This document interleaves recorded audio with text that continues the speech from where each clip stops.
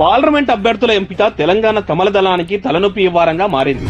అసెంబ్లీలో ఆశించినంత స్థాయిలో ప్రభావం చూపని పార్టీ పార్లమెంట్ ఎన్నికల్లో పట్టు కోసం తీవ్రంగా శ్రమిస్తోంది. ఇందులో భాగంగానే అన్ని పార్టీల కంటే ముందే అభ్యర్థుల్ని ప్రకటించింది.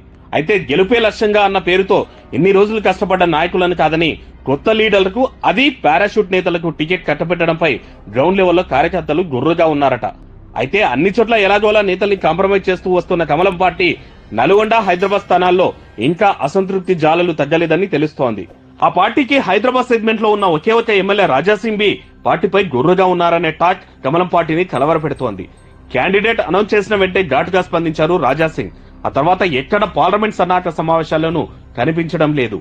అటు హైదరాబాద్ కమలదళ అభ్యర్థిపై సోషల్ మీడియాలోనూ విపరీతంగా ట్రోల్స్ పేలుతున్నాయి. పాత నేతల్ని కలుపుకొని వెళ్లడం లేదనే విమర్శలు వస్తున్నాయి. టికెట్ వచ్చే నాటికి పార్టీలో లేని మాధవీలతకు కనీసం కేడర్ లేదని, ఆమె ఎన్నికల్లో ఎలా గెలుస్తుందనే చర్చ శ్రేణుల్లో జోరుగా జరుగుతోంది. హైదరాబాద్ లాంటి పార్లమెంట్ సెగ్మెంట్ లో బూత్ స్థాయి బలోపేతం మరీ ముఖ్యమని, అభ్యర్థి అలా ఉంటే పార్టీ బూత్ స్థాయిలో ఎలా బలోపేతం అవుతుందని ప్రశ్నిస్తున్నారు.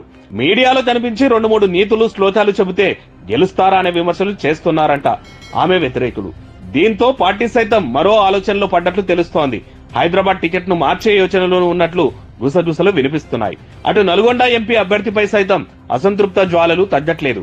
గతంలో బీఆర్ఎస్ పార్టీలో ఉన్నప్పుడు కమలం పార్టీ కార్యకర్తలపై బెదిరింపులకు, దాడులకు పాల్పడ్డ వ్యక్తి అంటూ గుర్రుగా ఉన్నారంట కమలం శ్రేణులు. అవన్నీ మర్చిపోయి సానపొడికి సాయం చేసే సిచ్యువేషన్ లో లేవని తిగేసి చెప్తున్నారంట కార్యకర్తలు. ఈ నేపథ్యంలోనే అక్కడ కూడా అభ్యర్థిని మార్చబోతున్నారని ప్రచారం జోరందుతోంది. మొన్న జరిగిన అసెంబ్లీ ఎన్నికల్లోనూ అభ్యర్థులను ఫైనల్ చేసి పదే మార్చారని, ఈసారి కూడా అలాగే జరుగుతుందని శ్రేణులు గుర్తు చేసుకోవడం గమనార్హం. అభ్యర్థుల మార్పు అంశంలో రాష్ట్ర నాయకత్వం చెప్పిందే జరుగుతుందా, లేక మారుస్తారా అనే ప్రచారం నిజమవుతుందా అనేది వేచి చూడాలి.